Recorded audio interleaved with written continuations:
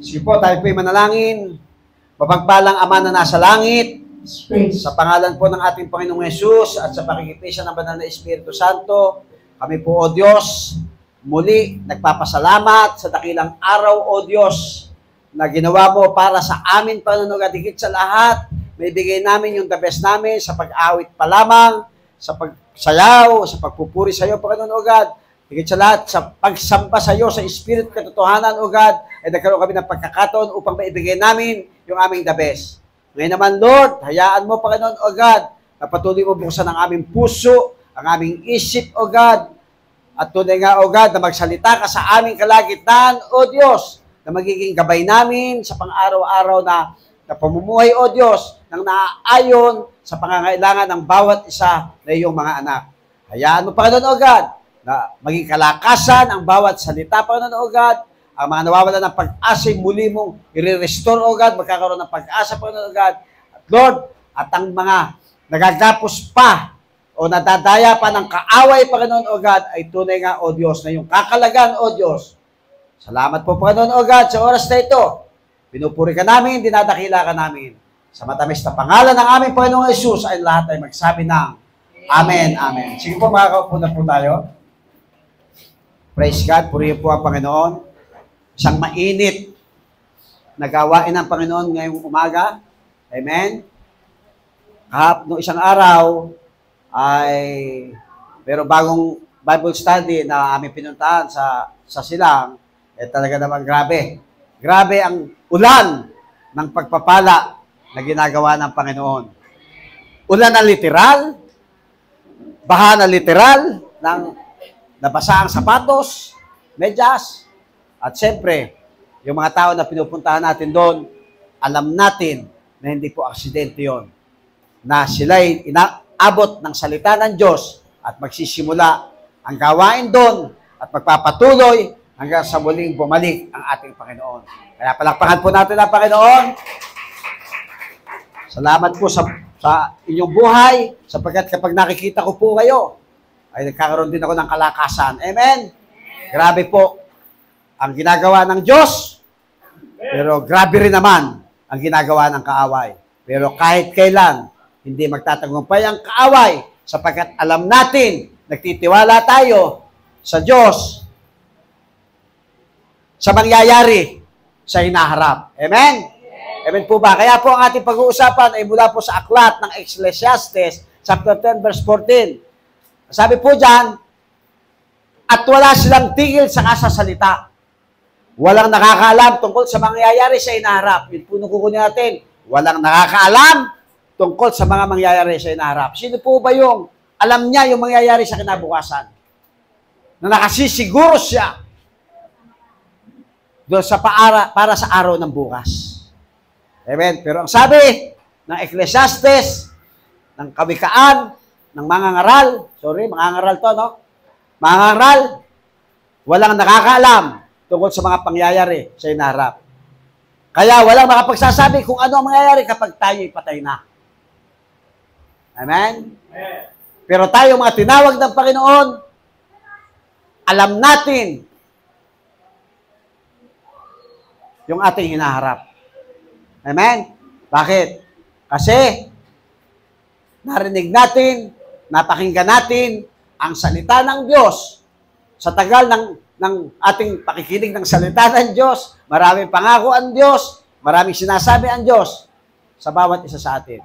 So, no one knows what is coming. Pero sa ating mga mananampalataya, alam natin yung ating pinaninindigan at tinatayuan sa ating mga buhay. Gusto ko po kayong dali sa Matthew chapter 24, verse 36. Sabi ng Panginoon mismo ang nagsalita nito. Sabi niya, tungkol sa araw o oras ng aking pagbabalik, walang nakakaalam nito. Kahit ang mga anghel sa langit o ako mismo na anak ng Diyos, ang Ama lang ang nakakaalam nito. Alam niyo po, baka magkaroon sa isipan niyo, magkaroon kayo ng pag-aalinlangan, kung Diyos si Kristo, Diyos din si Father, Diyos din si Holy Spirit, bakit hindi alam ng anak? Kasi po, si Lord, ang ating Panginoong Jesucristo, ay nasa katawang tao pa at that time na sinasabi niya. At gusto lamang niyang ipakita na siya naman ay taong Diyos na nagkatawan. Oh, sorry. Nagkatawang tao na mula sa Diyos. Amen? Kasi sumasa tao pa at that time. Baka hindi maniwala ang mga tao sa kanyang sinasabi. Kaya mismo, ako mismo, bilang tao, bilang Diyos na nagkatawang tao, hindi ko rin alam.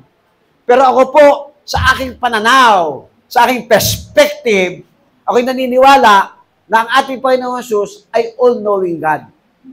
Amen? Katulad din ng Ama, katulad ng Espiritu Santo, na sila'y pantay. Amen? Pero magkakaiba lamang ng kanilang mga tungkulin o pagkakaiba-iba kung ano yung kanilang pinagkakaiba-ibaan. Ang Ama naman natin, ay sinasabi natin, source of everything, na-create ng mundo. Ang Panginoon namang Jesus ay ang anak, ay siyang redeemer o tagapagligtas. Amen? Siya yung nagsakripisyo doon sa Kalbaryo. At ang banal na Espiritu naman, ang kasama natin ngayon, na siyang gumagabay sa atin para tayo magtagumpay sa ating mga buhay bilang mga lingkod ng Diyos. Amen? Ngayon, ang sabi po ng Proverbs 27:1, huwag mong ipagyabang ang gagawin mo bukas sapagkat hindi mo alam kung ano mangyayari sa araw na iyon. Binabalaan tayo ng Proverbs 27:1 kasi baka meron ditong mga nasa rurok na ng tagumpay. O baka naman, nalilito na sila sa kanilang isipan at inaakala na nila kung bakit sila nabubuhay pa dito sa mundo dahil sa kanilang sariling kakayanan at sariling karunungan. Kaya sabi niya, huwag mo ipagmamayabang bukas. Naalala niyo po ba yung lalaki na mayaman? Sabi niya, mayaman na siya, tapos marami pa siyang inaani. Sabi niya, papalitan niya yung kanyang kamalig ng mas sigit na malaki at ako'y uupo na lamang sa aking bahay o kanyang upuan o kung upuan man yung bilanggit doon. At sila, kasi habang buhay daw, na siya hindi na magugutom. Kasi marami siyang stock na pagkain. Pero ang sabi ng Panginoon, pinagmamayabang niya yung kanyang kalalagay sa buhay, sabi ng Panginoon, ngayon ding gabi, ay kukunin ko ang iyong buhay. Amen? Kaya huwag tayo magkaroon ng ganong kaisipan. Sa iba naman, punong-puno ng pag-aalala. Amen? Pag-aalala para sa bukas. O ano sabi ng banal na salita? Ang nangyayari sa ngayon, ang problema mo ngayon ay sapat na. Huwag mo nang alalahanin ang bukas, hayaan mo nang mamroblema yung bukas. Di ba sabi ng Bible yan? Kung makikita nyo, i-plus nyo. Amen? Nandiyan po ba kayo? Sapat na yung ngayon, ating isipin. Huwag na nating isipin yung kinabukasan. Pero, pagdating sa buhay na walang hanggan, dapat makasigurado tayo dyan. At meron lamang po tayong 4 na pag-uusapan, 4 lang po muna para masigurado natin yung ating bukas. Ang buhay na walang hanggan. Amen? Tandaan po natin, kung ang Ama lang ang nakakaalam, ano ang dapat natin gawin para makasiguro tayo sa ating hinaharap. Kung ang Ama lang ang nakakaalam, ano ang dapat natin gawin para makasiguro tayo sa ating hinaharap. Number 1, mabilis lang po ako ngayon. Number 1, maging matatag sa pananampalataya. Sabihin mo sa katabi mo, maging matatag ka sa pananampalataya. Ang sabi po ng Timothy chapter 6, 10-12, ito po yung sitwasyon. Sabi po ng verse 10, sapagkat ang pag-ibig sa salapi ang siyang ugat ng lahat ng kasamaan. Amen. Baka naman meron pang umiibig dito sa salapi. Hindi po masamang magkapera. Hindi po masamang yumaman. Hindi po yan masama lahat. Pero kung yan na ang nagiging Diyos mo, amen, kailangan natin kumita ng pera. Siyempre, kailangan mo magtrabaho. Pero kung yung trabaho mo naman ang makakahadlang para sa pananampalataya mo sa Diyos, para mawala tayo sa alignment sa Panginoon, aanin pa natin yan. Amen? Mamaya, maiintindihan niyo po yan. Bakit sinasabi po ng Panginoon ngayon sa atin yan? Ulitin ko po, hindi po masama ang pera. Amen? Kaya lang, kung mas higit na ito nating hinahangad, yan na po. Diyan na po mag-uugat ang lahat ng kasamaan. Ang sobrang pahangad ng salapi ang nagtutulak sa iba na tumalikod sa pananampalataya. Nakita niyo po, kaya nga maging matatag sa pananampalataya, magsisimula sa paghahangad ng kung ano-ano. Pero pagdating ng panahon, ito na po yung magtutulak sa atin para tumalikod sa ating pananampalataya. At nagdudulot ng maraming paghihinagpi sa buhay nila. Nakita niyo po, number 1, kapag sobra sa pasalapi, ito po yung magtutulak para tumalikod tayo sa ating pinananampalatayanan, sa ating mga salitang naririnig. Amen? Sino po dito yung 15 years na sa CGCF, JTJ, pakitaas ang kamay. Nakita nyo? Kami lang po yata natira na pioneering. 15 years na ba? Amen? Wala na yung iba. Tumalikod na sa kanilang pananampalataya. Binangako pa nga, pag nabenta lang ang aking mga lupain, susuport ako sa church. Magpapatuloy ako. Nung mabenta, wala na. Amen! Tumalikod na sa kanilang pananampalataya. Hallelujah. At ito matindi, kapag tumalikod tayo sa pananampalataya, magdudulot ito ng paghihinagpis. Amen? Kala niyo ba mapapanatag po kayo? Alam niyo na katotohanan eh. Narinig na natin ang katotohanan. Kapag tinalikuran natin yung katotohanan na yan, wala na po kayong kapanatagan. Amen? At ang sabi, pag tumalikod tayo sa Diyos, kung dalawa lang ang demonyo mo sa puso mo, sa buhay mo, pag tumalikod tayo, ilan? Mas marami ang babalik. Kaya nga, sumasama pa higit sa dati. Amen? At si dati naranasan yan. Ano po ba? Pero mo, hindi ako babaero nung araw. Nakakilala ako sa Panginoon. Tapos na-backslide ako, naging babaero ako. Hindi ako manginginom, tumalikod ako sa Panginoon, naging lasinggero ako. Nakakilala ko sa Panginoon, tumalikod ako, naging sugalero ako. Hindi naman ako manunugal. Amen, nandyan pa po ba kayo? Mas higit pa. Siguro, self-righteous, meron ako noon. Kasi nakatingin ako sa relihiyon. Amen? Sa relihiyon namin. Ito yung totoo kasi ito yung pinakamatagal dito sa Pilipinas. Hindi ko nakikita yung katotohanan. Yun ang pananampalataya kasi yung tinanggap ko. Nung marinig ko yung salita ng Diyos. Yung katotohanan. Di ba? Katulad ng pagkarinig ko, na narinig nyo. Amen po ba? Kaya kailangan maging matatag tayo sa ating pananampalataya, maging matatag tayo sa mga salita ng Diyos na tinanggap natin, lalong-lalo na kapag dumarating ang mga problema. Amen? Lahat ng mangyayari sa atin, lahat ng gagawing pandaraya ng kaaway, ay may kaugnay na salita ng Diyos na dapat nating gamitin sa kaaway. Amen? Nanghihina ka. Pagod na pagod ka. Ano sabi ng Bible? Lumapit kayong mga napapagal at nabibigatan at kayo pagpapahingihin ko. Pagod na pagod ka pala eh. Sabi ng Lord, pangako, lumapit ka sa akin. Ano ginagawa ng tao? Lumalayo. Amen? Nandiyan ang kaaway. Sandali lang natitibag ang pananampalataya. Amen? Saan mo gagamitin yung mga salita na ating narinig? O narinig o lumabas dito? Kaya minsan nagiging mahina talaga. Kaya kailangan natin patatigin yung ating pananampalataya. Huwag lagi tayong nasa emosyon.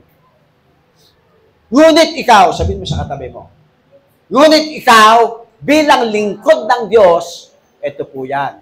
Anumang bagay na gagawin ng kaaway, na pandaraya, sabi niya dyan, iwasan mo ang mga bagay na iyan. Amen? Kung gusto mo maging matatag ang pananampalataya mo, kailangan mong iwasan ang mga bagay. Ano yun? Sikapin mong mamuhay ng matuwid. Hello? Alam naman natin, yung namumuhay ng matuwid. Matuwid ba na ibigay mo ang iyong ikapo? Matuwid ba ibigay mo ang iyong buhay para maglingkod sa Diyos? Yung oras, yung panahon, yung buhay mo, matuwid ba? O hindi matuwid? Samantalang ang buhay na yan ay pahiram lang sa atin ng Diyos. Amen? Nandyan po ba kayo? So, kailangan mabuhay tayo ng matuwid. Amen? Huwag tayong papayag sa pamumuhay na baluktot. Amen? Alam niyo na, ano yung dating baluktot? Yung wala tayo sa Panginoon, yun ang buhay na baluktot. Yung wala tayong Diyos, meron tayo relihiyon, pero wala tayong Diyos. Amen? Naintindihan po ba natin? Kasi ang totoong may Diyos, lumalakad yan sa katwiran ng Diyos. Amen? Banal! Amen? May punto ko po sa banal. Hindi ko na po i-elaborate ang banal. Kailangan mabuhay tayo.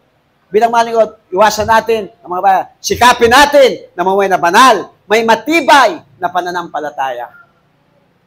Hello? Aba, ano pa ba makapaghihiwalay sa atin sa Diyos? Wala na. Wala na po. Kasi kung may naiisip pa kayo, impyerno po ang ating tutunguhin. Amen? Kaya wala na po tayo makapaghihiwalay sa atin sa Diyos. Maliban, kung gagawin natin Diyos ang sarili natin. Yun lamang po yun. Pero habang ang Diyos ang Diyos natin, never tayo nahihiwalay sa Diyos. Amen? Mapagmahal. Amen, mga Kristiyano, mga mananampalataya, CJCF, JTG family, tayo mga lingkod ng Diyos. Kailangan nating maging mapagmahal tayo. Una, dito sa ating iglesia. Amen. Amen. Sa ating mga mahal sa buhay. Sa ating mga kapatiran. Sa ating mga pastor. Amen. Dahil kapag hindi nyo minahal yan, para nyo na rin sinasabi na hindi nyo mahal si Lord. Hindi yan masasabi na ikaw ay kabilang sa mga anak ng Diyos. So, mapagtiis. Wow. Amen. Dito, alam nyo, bata pakainit dito. Pinapaalala lang sa atin na mas mainit sa impyerno. Amen. Kailangan natin magtiis dito. Kasi, salita ng Diyos sa ating pinag-uusapan. Amen po ba? So, sabi mo, maging mapagtiis ka. Samantala lang yan eh. Ito po lagi ko po pakiusap sa inyo. Akin na lamang po ito. Ako po yung nananalangin na tayo makabili na ng building. Amen? Ng lupa pala, sorry. Ng lupa. Amen po ba? Salamat po doon sa mga nag-pledges. Kung hinihipo po ang puso nyo, mag-pledge pa po kayo. Hindi na po kailangan sabihin sa inyo. Bakit? Yan po yung legacy na iiwan natin doon sa mga may iwan. Kung hindi pa darating ang Panginoon. Dati ang hirap-hirap nga ng buhay, kulang pa nga kami. Kulang na nga eh. Hindi magbigay tayo at magtiwala tayo sa Panginoon. Amen po ba? Pero yan po hindi sapilitan.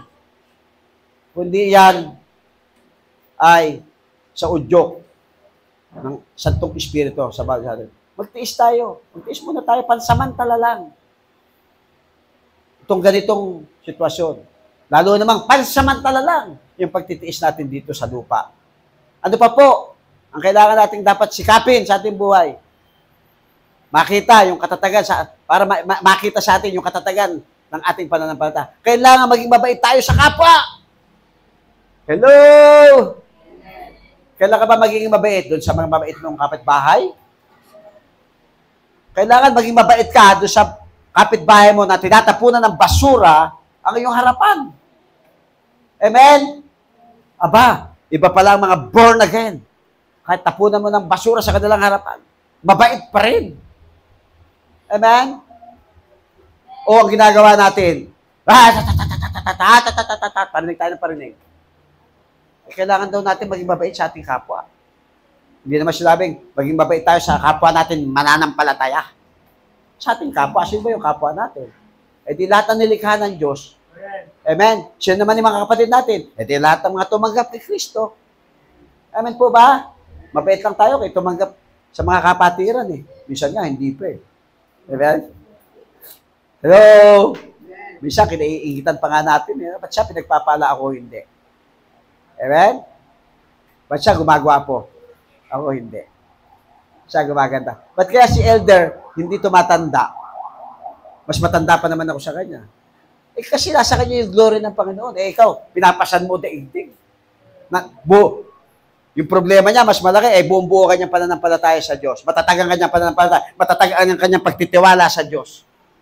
Amen? Dahil alam niya na nasa Diyos ang pag-asa. So, kailangan mabait tayo. Ito yung maganda eh. Ipaglaban mong mabuti ang pananampalataya. Amen? Panghawakan mong mabuti ang buhay na walang hanggan. Ito yung pinakikibakan natin, kaya kailangan natin maging matatag sa ating pananampalataya. Panghawakan nating mabuti ang buhay na walang hanggan. Yan po yung pinag-uusapan natin. Yung bukas, para masigurado natin, ito po, kailangan matatag ka sa iyong pananampalataya, sa ating pananampalataya. Bakit? Sabihin mo sa katabi mo, dahil tinawag ka ng Diyos sa buhay na ito. Amen. Tinawag ka para sa buhay na ito. Nang ipahayag mo ang pananampalataya mo sa harap ng maraming saksi. Di ba? Hello! Sabihin mo sa katabi mo, born again ka na. Tinanggap mo na si Kristo sa puso mo. Kaya kailangan mong maging matatag sa iyong pananampalataya.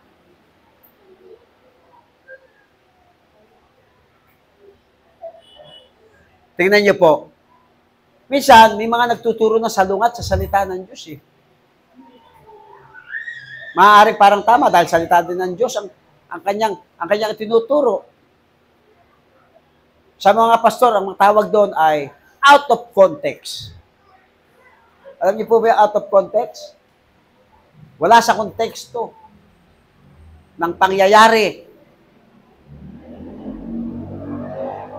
ng pinag-uusapan na salita ng Diyos.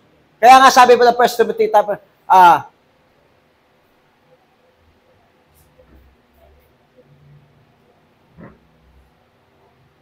sabi ni Paul kay Timothy, kung may nagtuturo man ng salungat dito at hindi naayos sa tamang turo ng ating Panginoong Jesucristo, o di ba, may mga tao nagtuturo na tao lang si Kristo. Hindi siya tao, hindi siya Diyos na nagkatawang tao, magkaiba po yun. Amen. At mga turo tungkol sa pagsunod sa Diyos. Ang taong ito'y mayabang, sabi niya, ang taong ito'y mayabang, pero wala namang nalalaman. Gusto lang niyang makipagtalo na nauwi lang naman sa inggitan, alitan, paninira, pambibintang, at walang tigil na awayan. Ito ang ugali ng taong baluktot, ang pag-iisip, at hindi nakakaalam ng katotohanan. Inaakala nilang ang kabanalan ay paraan ng pagpapayaman. Nakita niyo po? Naintindihan niyo po? Nandiyan po ba kayo? So, kailangan alam natin yung salita ng Diyos. Pati niya nung outline ko. Kaya, kung sa bagay, daig pa ng taong namumuhay ng banal at kontento na sa kalagayan ng taong mayayaman. Ang totoo, wala tayong dinala sa mundong ito. Wala rin tayong madadala pag alis dito. Kaya kung meron na tayong pagkain at pananamit, dapat na tayo makontento. Ang mga taong naghahangad ng yumaman ay nahulog sa tukso sa isang bitag ng mapanira at walang kauluhan mga hangarin na nagdadala sa kanila sa kapamakan. Nakita niyo po, ito yung example o illustration na mas pinupukusan nila ang mundo. Amen?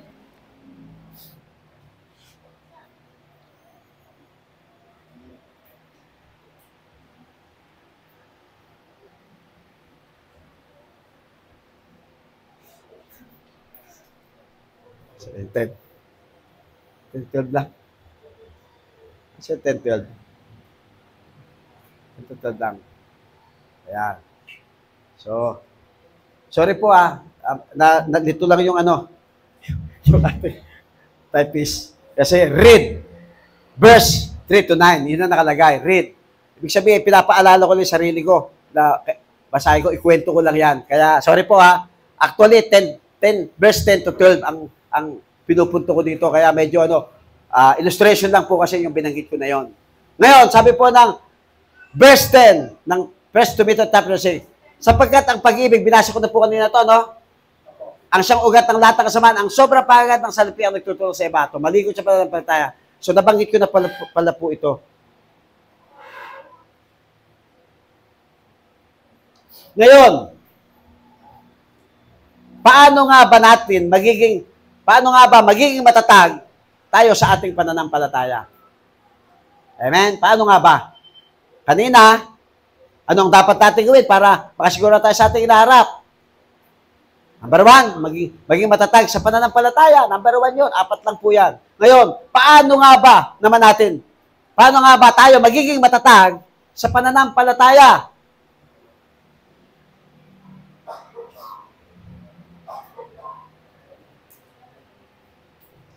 Yan. Upang manatiling matibay at matatag sa pananampalataya kay Kristo, kailangan, ito, number 1 po, tandaan po natin ito, kailangan tumimo sa puso at kaluluwa ng isang tao ang ebanghelyo ni Hesukristo. Kailangan tumimo sa puso at sa kaluluwa ang ebanghelyo o yung salita ng Diyos. Ibig sabihin, ang ebanghelyo ay hindi lamang naging isa sa maraming impluwensya sa buhay ng isang tao, kundi ang pinakamahalagang prioridad ng kanyang buhay at pagkatao. Sabihin mo, prioridad. Kaya nga sabi ng Joshua 1:8, paki-plus. Ulit-ulitin po natin yan. Huwag niyong ihiwalay. Dili-dili niyo araw at gabi ang aking mga salita. Joshua? Hindi yun Joshua ang anak ko. Joshua 1:8, the Bible. Huwag mong kalimutang basahin ang aklat ng kautusan. Pagbulay-bulay mo ito araw at gabi para malaman mo kung paano mo matutupad ng mabuti ang lahat ng nakasulat dito. Kung gagawin mo ito, uunlad ka at magtatagumpay. Amen. Amen. Kaya napakahalaga po na priority natin ang salita ng Diyos. Hindi lamang dapat dito tayo nakikinig ng salita ng Diyos, bagkut sa araw at gabi dapat meron tayong sitas o talata sa Biblia na pinagbubulayan araw-araw at gabi. Amen? Nandiyan po ba kayo? Amen. So,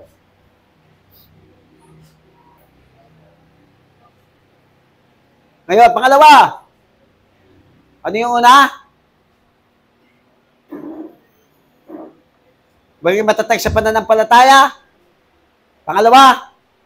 At dito, laging mga Kristiyano, matagal man, matanda na sa pagiging Kristiyano, minsan, nawawalan talaga ng tiwala sa Diyos na lumikha. Kaya kailangan, sabihin mo sa katabi mo, magtiwala sa Diyos na lumikha.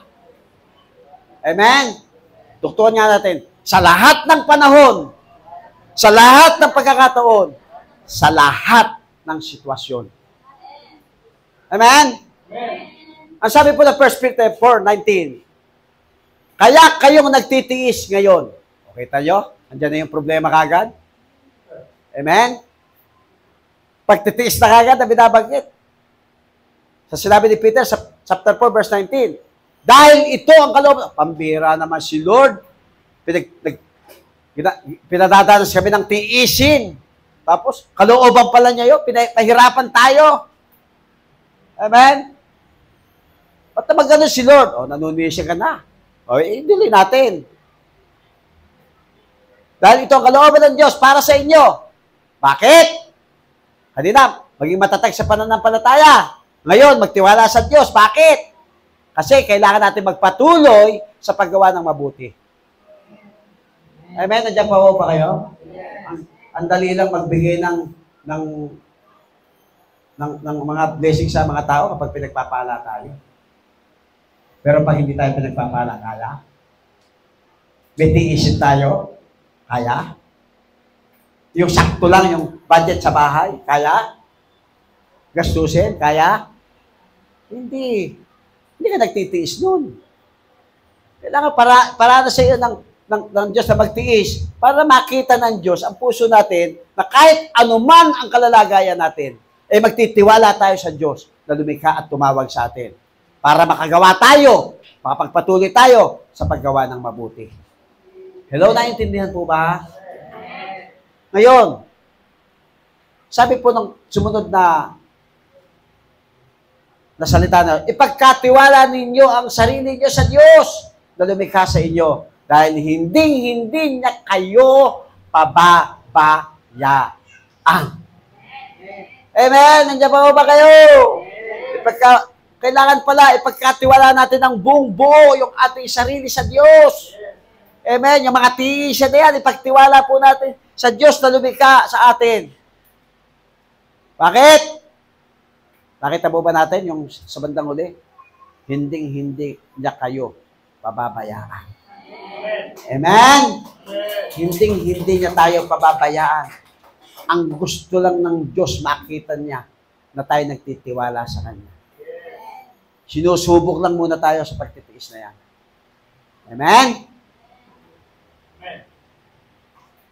Pangatlo, bilis. Amen? Maging tapat sa lahat ng pagkakataon. Ano?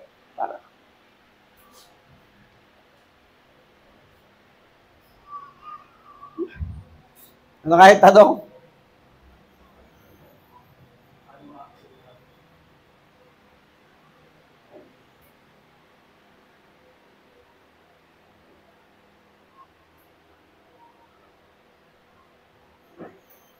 Ano ang dapat nating gawin para makasigurado tayo sa ating hinaharap? Yun po yun. Yun pong ating sinasagot sa apat na yan. Amen? Palakpakan muna natin ang Panginoon. Para tayo makakasigurado sa ating hinaharap. Number 1, magpakatatag sa ating pananampalataya. Number 2, magtiwala sa Diyos na lumikha. Maging tapat sa lahat ng pagkakataon. Hello? Kailan lang ba tayo nagiging tapat? Kapag maganda yung mood natin? Sa lahat ng pagkakataon, sinasabi ng Panginoon. Alam niyo po yung katapatan, ito po. Sa Greek word, kahulugan sa Biblia niyan, isang bagay na likas na mabuti. Hello? Mabuti ba ang Diyos? Mabuti ba ang Diyos na tinanggap natin? O dapat likas sa ating puso ang pagiging mabuti bilang mga lingkod ng Diyos. Amen? Ibig sabihin, always tayong tapat. Lalong-lalo na pagdating sa ating paglilingkod. Tingnan niyo po ito, example nito kay Tito. Chapter 2, verse 10 to 12.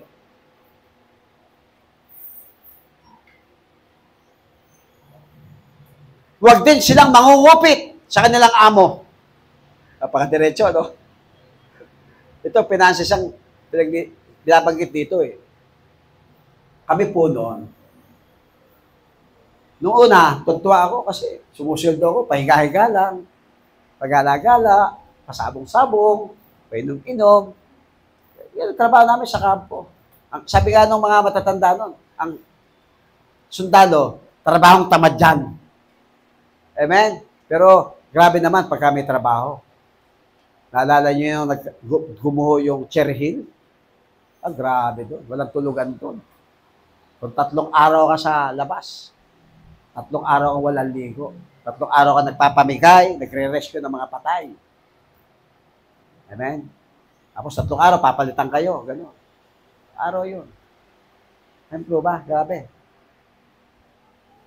Pero, alam niyo ako,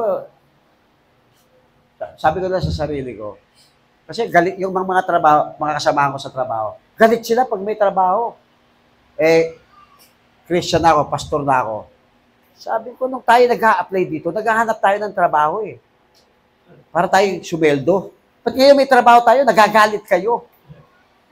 Di ba dapat matuwa tayo, maraming trabaho. Naghanap tayo ng trabaho eh. Mga logic lang po yun. Totoo naman. Sabi ko, kung wala na tayong trabaho, tatrabaho, ba't pa tayo kakailanganin ng gobyerno? Hello? Kaya huwag tayo mangungupit sa oras. Amen? Amen? Sino ba yung dakila nating amo? Si Lord. Pagka sinabing 9:30, huwag mo kukupitan ng oras si Lord. Pag 9:30 sa church, para makapagsimula ng maaga. Amen? Nandiyan po ba kayo? Bisa dadating yung iba. Word of God na. Amen? Nandiyan po ba kayo? Sorry po ha, baka nasaktan kayo. Buti nga sa inyo. Amen? Joke lang po yun. So, huwag daw tayo makupit. Amen? Sa tithes and offering. Hello? Kami, naranasan ni Mami, iti-testimony na naman, sorry ma, sabi niya, kulang na nga ito eh. Magbibigay pa ba ako? Bibigay ko pa ba? Eh, nung talagang grabe yung kanyang pananampalataya, kulang na nga ka, ibibigay ko na lahat. Oh, amen? Ano po ginawa ng Lord? Ito naman po, hindi po kami mayaman, pero hindi naman kami gano'n katulad ng dati. Amen? Ano lang ang puhunan? Katapatan. Amen. Sa lahat ng pagkakataon, meron at wala. Amen. Paano kaya makapagbibigay wala? Puso! Yung paghahangad natin na makapagbigay tayo. Kaya lang, pag binigay na ng Lord yung ating mga pinapanalangin, yun na. Ang hirap-hirap ng ibigay. Sige, kung may 1 milyon ka, kaya mo ibigay yung 100,000? Malaki yun. Marami ka mabibili nun. Eh, may naintindihan po ba natin? Puso yan. Kaya kailangan maging tapat ka. Eh, kung sa 100 nga lang, hindi mo bibigay 10 eh. Paano ka pang pagtitiwalaan sa 200? Amen? Paano ka pang pagtitiwalaan sa 500? Touch po ang sinasabi ko, ha? Paano ka pang pagtitiwalaan sa 1,000? 100 na to. 2 kilong bigas na ito. Amen? Yan yung ginagawa po. Pero sabi ng Panginoon, kailangan natin maging tapat. Huwag tayo mangungupit. Huwag tayo mag-iipit. Amen? Kundi, sabi niya, kundi ipakita na nilang sila'y tapat at mapagkakatiwalaan. Di ba? Naalala niyo yung talents ba yon? Yung nagbigay na 10,000. Tumubo na 10,000. Nagbigay na 5. Tapos yung 1,000 lang. 1,000. Binaon sa lupa. Amen? Yun ba yung mapagkakatiwalaan? Kasi sinisipas, kasi mahigpit po ko. Alam mo palang mahigpit ako eh. Di sana binangko mo. Kaya, yung 1,000, binigay pa doon sa napagkakatiwalaan. Sino may gusto nun? O, sabihin mo sa katabi mo, maging tapat ka sa lahat ng pagkakataon. Amen? Oras, panahon. Kasi, likas sa atin na gawin yung mga bagay na yun. Yung katapatan kasi, likas sa atin yung gawin yung mga bagay na mabuti. Amen, yun po yung meaning sa Greek word. Likas yun, ibig sabihin, bumubukal yun sa puso mo. Sa puso natin. Wala nang question doon. Amen. Sabihin mo sa katabi, wala nang question.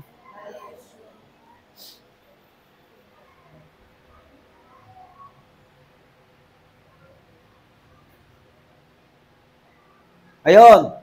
Sabi po ng, diretso natin, nang sa ganoon, may papakita nila sa lahat ng kanilang ginagawa, ang kagandahan ng ating mga tinuturo tungkol sa Diyos na ating tagapagligtas. Nakita niyo po, yung lahat ng tumatayo dito, nagtatouch po yan. Hello? Amen? Naglalab offering po yan. Amen? Si Daddy, puro pera na naman po. Kasi gusto ko po, alam niyo, gusto ng Diyos, pagpalain tayo ng Diyos. Ayaw na lang kinakapuske. Amen? Pero hindi mangyayari tayo pagtiwalaan. Ulitin ko po yung kwento, ha? Yung 10, kumita na 10. Ibinigay doon sa magaling mag-manage ng pera. Yung 1,000. Ano sabi doon? Yung hindi tapat na alipin. Walang papasok kasi ng hindi tapat eh. Amen? Nandiyan po ba kayo?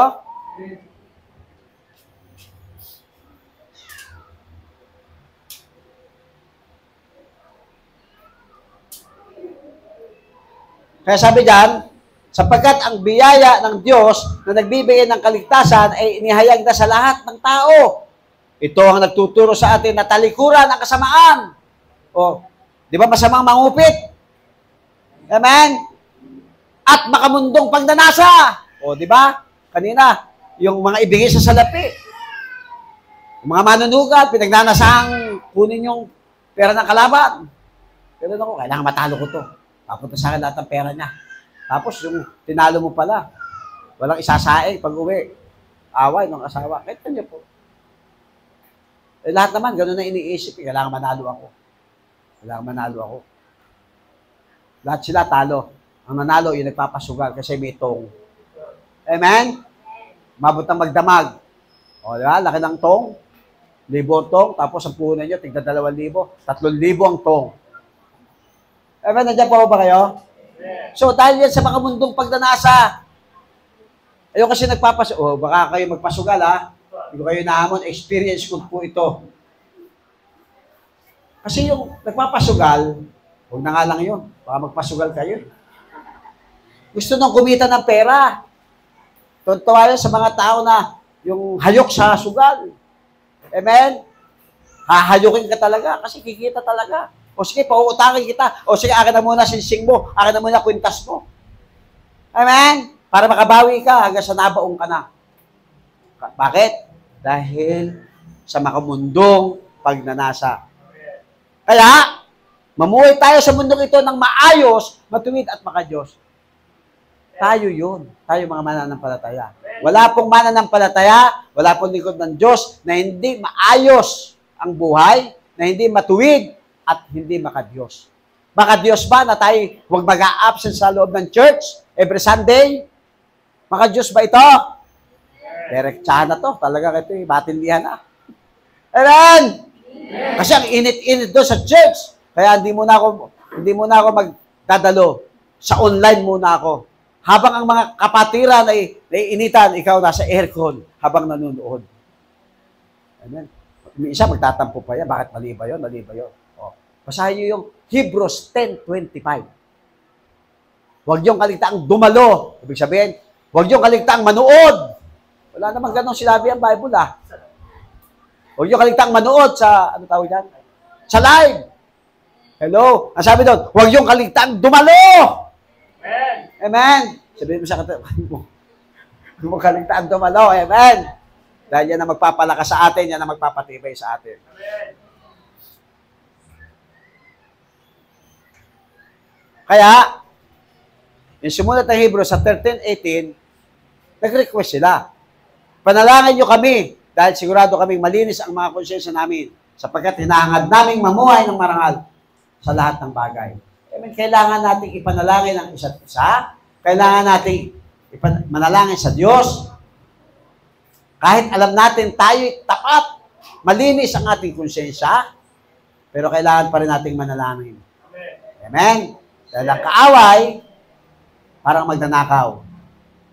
Hello? Gusto niya tayong patayin? Gusto niya tayong pigilin? Amen? John 10:10? Gusto tayong dayain? Amen? Pero tayo, bagamat naghahangat tayo ng mga rarangal, kailangan pa rin natin ipanalangin ang isa't isa. Amen. Hello? Yes. Ngayon, nakakailan ako? And last, hanggang 11:30 lang ang pangarap ko po At last, lumakad ng may kabanalan. Ako dito, maraming tatamaan dito, lalo na mga kabataan. Sino ito ng mga may cellphone?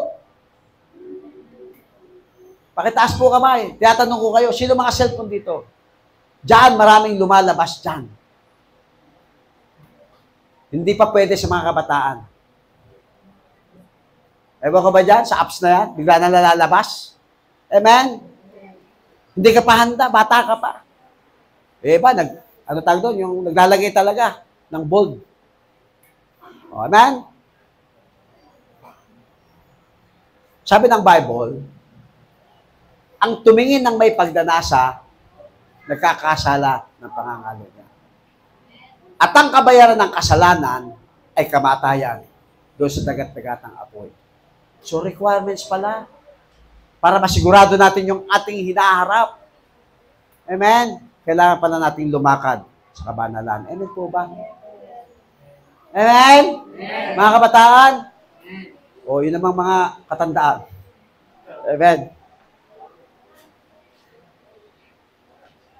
Kaya sabi po ng Hebrews chapter 12 verse 14, pagsikapan ninyong mamuhay na may mabuting relasyon sa lahat ng tao. Kaya nga, Daddy, ako'y pinakikisamahan ko sila. Kaya nga, mahal ko sila. Sabi niya, sabi ng Bible, love one another yung iba, ginagawa ganito. Pinupulos po. Love one another. Another one ba? Amen? Another one? Iba po yun. Love one another. Pero hindi po another one. Amen? So, at magpakabanal kayo. Sabihin mo sa katabi, magpakabanal kayo. Yung gawain ng mag-asawa ay hindi pwedeng gawin ng hindi mag-asawa. Hello? Hello sa mga magbo-boyfriend, girlfriend dyan. Sorry to say, mahal ka ng Lord. Lumakad ka sa kabanalan. Yung mga kabataan pa dyan, nag-aaral, nagbo-boyfriend na. Anong hinahangad mo? Ba't ka nagbo-boyfriend? Nag-aaral ka pa? Hindi ko po kayo pinatatamaan. Tamaan nga sana kayo, buti nga sa inyo. Hello. Sabi kasi, mabigat po talaga. Gusto ko lang pong pag-aanin. Kapag lumakad sa kabanalan, talaga pong maraming tatamaan. Amen? Ito nga, ano kaya iniisip dito? Kabanalan pa kaya ang iniisip dito? Kasi sa isip pa doon, sisimula yan eh. Amen? Wala namang kagad nakagawa ng masama. Kundi ito'y papasok sa isipan. At bago pumasok sa isipan, nakapanood muna tayo sa cellphone. Amen? Amen po ba? So, kailangan pagsikapan natin mamuhay ng may kabanalan. Amen? Sapagkat kung hindi, ito po yung babala. Sabihin mo sa kate mo, ito yung babala. Hindi nyo makikita ang Panginoon. At kapag hindi mo nakita ang Panginoon, sa tingin mo, na kay Lord ka pa? Na kay Lord pa ba tayo? Sabi niya, sapagkat kung hindi banal ang pamumuhay nyo, hindi nyo makikita ang Diyos. Hello?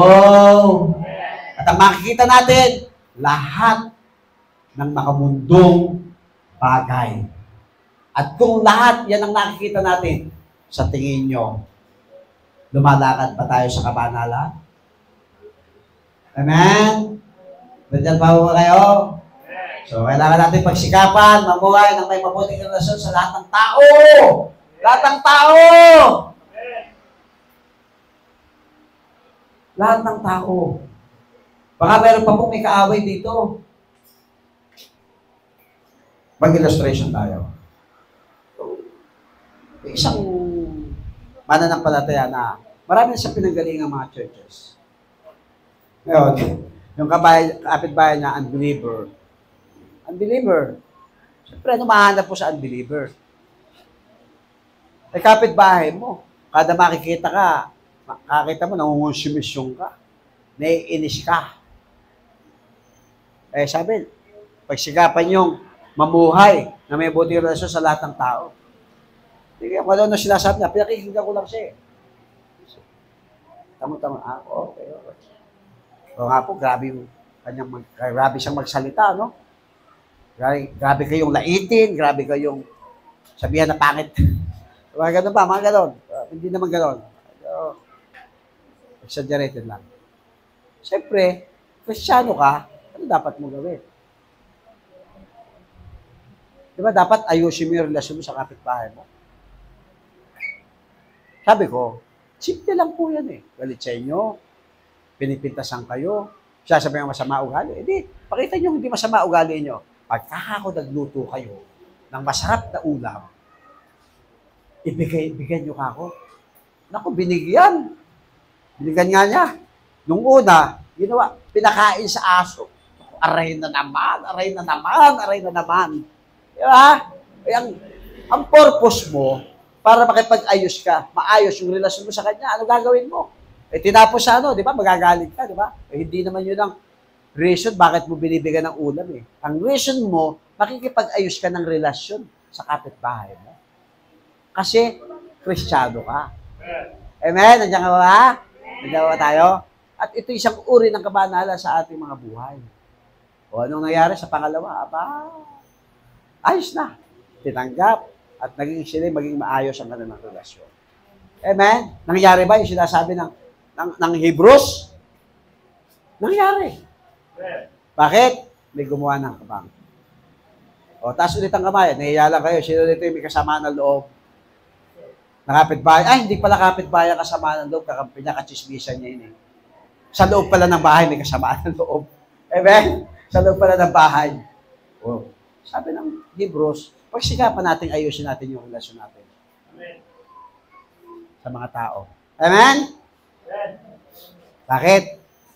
Kailangan po natin mamuhay na may kabanalan. Kasi hindi po natin makikita ang Diyos sa ating buhay. Isaiah 35:8. Alam nyo, sabi ng Isaiah 35:8, magkakaroon ng maluwang lalansangan sa ilang at iyon ang tatawaging banal na lansangan. Hello? Sa panahon natin, kasi Old Testament, sa panahon natin, I am the way, the truth, siya yung daan, katotohanan at buhay, walang makapasama. Yun po yung maluwang na lansangan. Para sa lahat po ng tao yun. Yung sasampalataya, John 14:6. Maniniwala sa John 14:6. Yun yung daan na maluwang, ninanda sa atin. At tatawing banal na lansangan, yun ang daan. Walang makasalanan, pero ito, matindi, walang makasalanan o hangal na makakaraan doon. Hello! Ulitin ko po, walang makasalanan o hangal na makakaraan doon, kundi ang mga sumusunod lamang sa pamamaraan ng Panginoon. O baka naman dito, mayroon pang gumagawa na kanyang pamamaraan at hindi ang pamamaraan ng Diyos ang kanyang buhay. Amen? Yun po yung daan natin. Kailangan makita natin yung pamamaraan ng Diyos. Hindi yung pamamaraan natin ang ating lalakaran. Amen? Bakit? Ulitin ko po. Kasi walang makasalanan o hangal na makakaraan doon. Ibig sabihin, hindi talaga siya makapagpapatuloy. Amen? Kasi ang kasalanan ang makapaglalayo sa atin sa Diyos.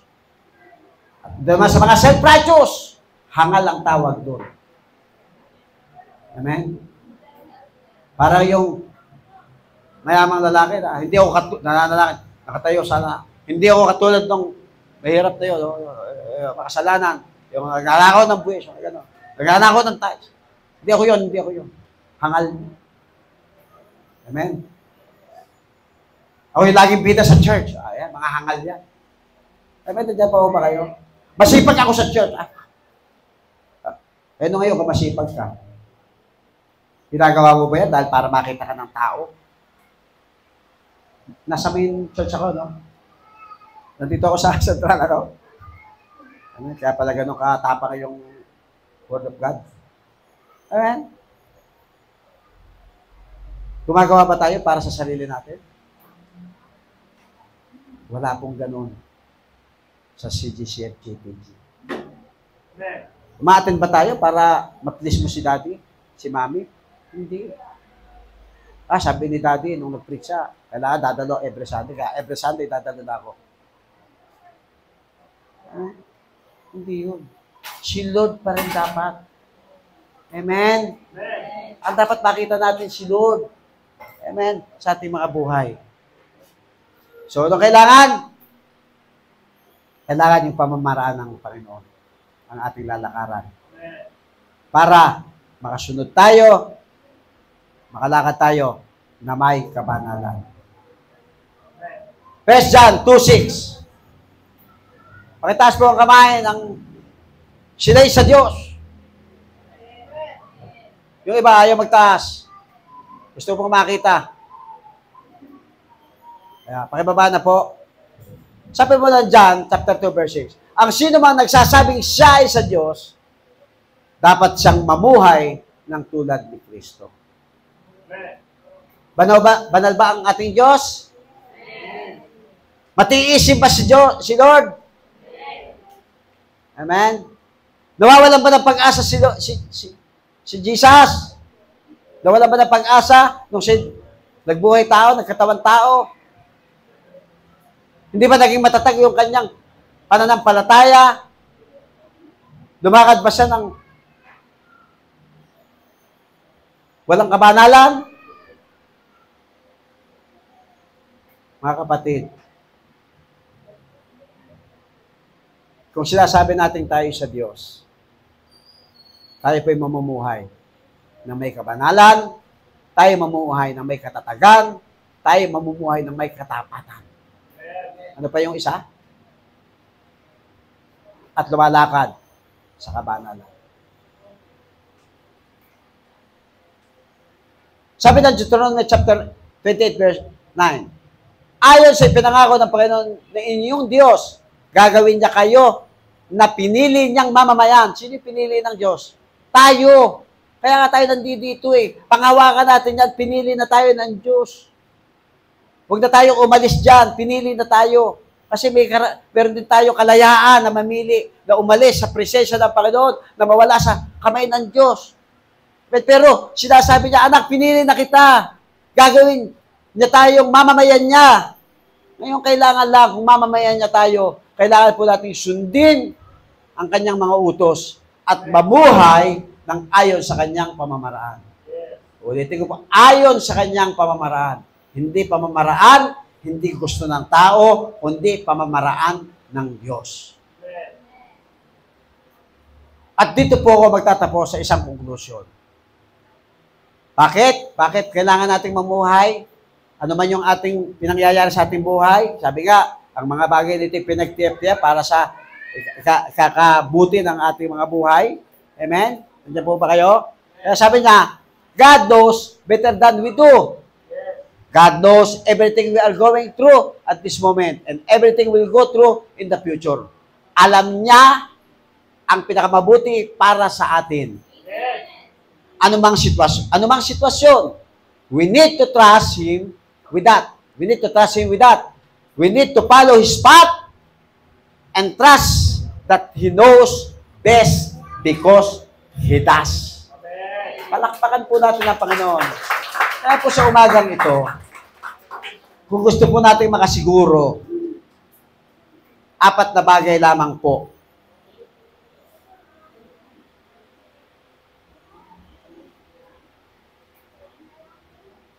Ang dapat natin gawin. Maging matatag sa ating pananampalataya,